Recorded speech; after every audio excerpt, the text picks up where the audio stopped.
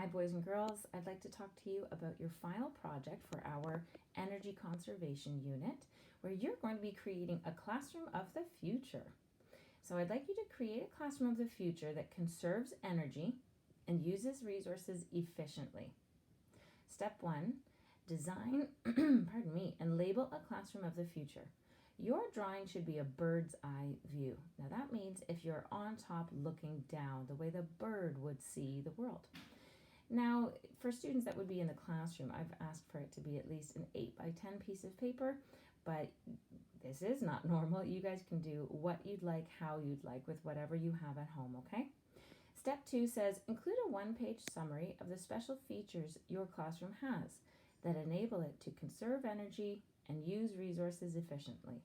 And why did you choose to include them? Step 3, create a checklist of ways for teachers and students to practice conservation in your classroom. At least 5 items on the list. And 4, be sure to look back at your article about homes of the future to help give you ideas. Now, normally I would say that your project will be marked on the examples of conservation and the explanations, your presentation and organization, and your creativity. But let's face it, at this point in the game, I'm happy with whatever you guys come up with, okay? I'd really like to see what your thoughts are. Let's take a look at 2 examples from past students. This one is from Riley Ann Strong. She's in grade 6 this year.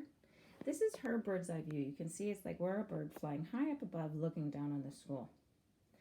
Let's take a look at some of the contents in her classroom of the future. Well, starting over here, we can see we've got windmills in the background on the playground, which is really cool. That's going to generate some wind energy. We've got a lot of solar panels on the roof.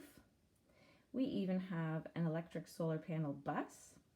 I love the fact that Riley thought outside of the school. She even thought about how kids are going to be getting to school. But now let's talk about some of the belongings in her classroom. So it's not just where energy is coming from, it's also about eco-friendly and more sustainable options. So Riley has included some better insulated windows, okay? Hemp chairs.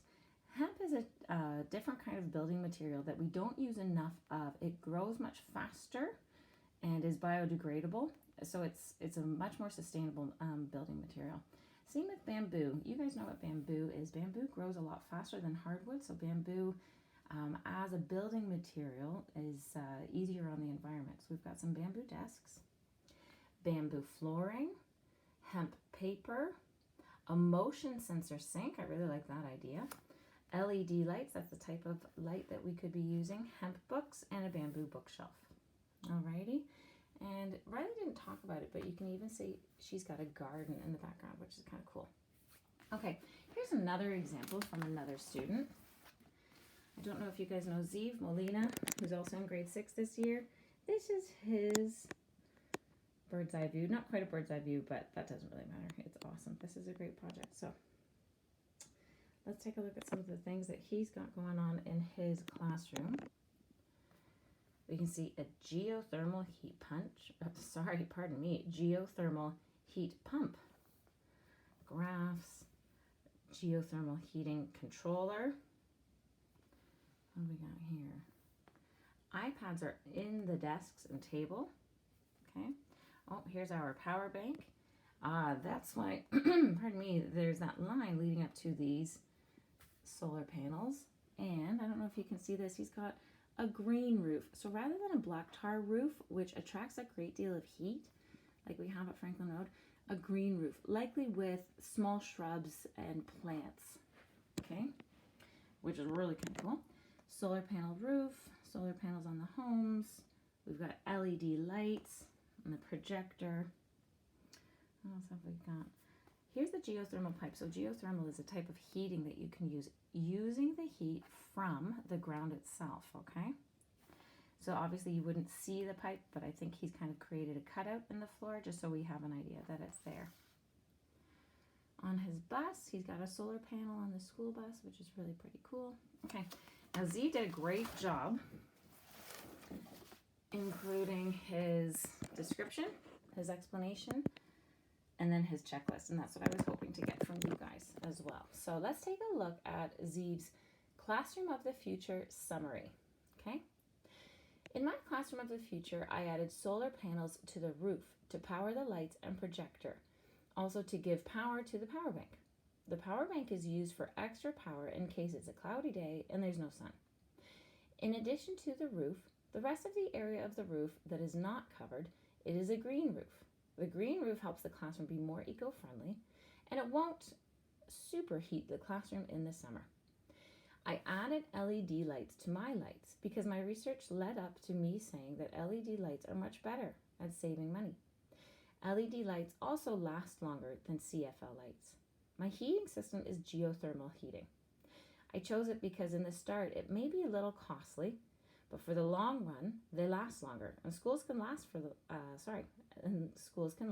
long. In the desks of the students there are iPads attached to them for the students' convenience.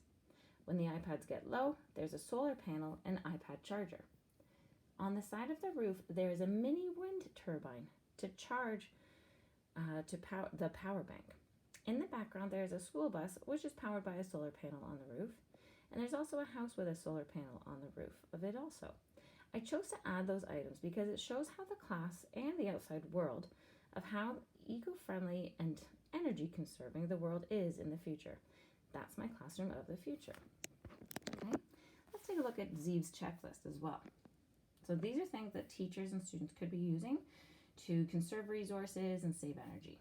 So 1, throw paper, I think that should be, and plastics in the recycling bin. 2, put paper that has only been used on one side in the goose bin. That means good on one side bin. 3, bring reusable water bottles. 4, use less paper. 5, open windows for light. 6, turn off the light and use natural light. 7, walk to school. 8, ride a bike to school. 9, sharpen a pencil manually, so rather than using an electric sharpener. 10, use the heater less. 11, use a cooler less. 12, open windows for cooling. And 13, close windows for heating. Alrighty, my friends, I hope you have fun with this project. It should be fun. And again, as always, if you have any questions whatsoever, don't hesitate to email me, message me on Remind, that sort of thing, and I will get back to you as soon as I can. All right, take care.